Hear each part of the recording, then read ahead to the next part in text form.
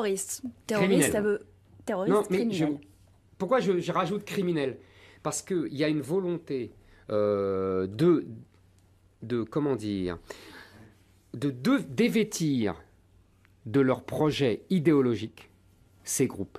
C'est-à-dire qu'on les criminalise pour mieux les désislamiser. C'est-à-dire qu'on veut en faire des espèces de bandits, alors que ce sont des militants d'une cause politico-religieuse, islamiste. Seulement, on n'a plus le droit de prononcer islam. On ne peut pas, comprenez, il y a une contradiction fondamentale. On ne peut pas nous vanter à longueur de journée l'islam religion de paix et nous montrer un islam religion de guerre. Ça, c'est pas possible.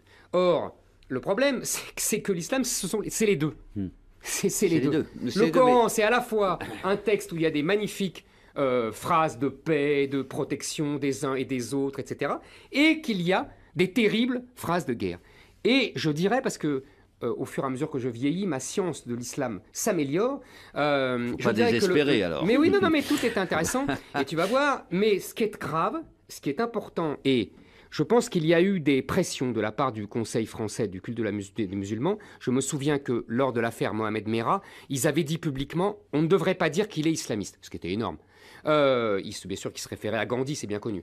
Donc je pense que là, c'est la réponse des autorités françaises qui effectivement obtempèrent à la volonté du CFCM qu'on ne prononce pas le mot islam pour des opérations de terroristes. Or, dans le Coran, je disais donc qu'il y a des phrases de paix, des phrases de guerre. Le plus grave, c'est que, vous savez, il y a un historique. Les phrases de paix datent du début de l'islam. Quand Mahomet était à la Mecque, au début, quand qu'il prophétisait, etc., à la manière d'un nouveau Jésus, d'un nouveau prophète. Et puis, les phrases de guerre, elles datent de Médine. Donc elles sont beaucoup plus récentes.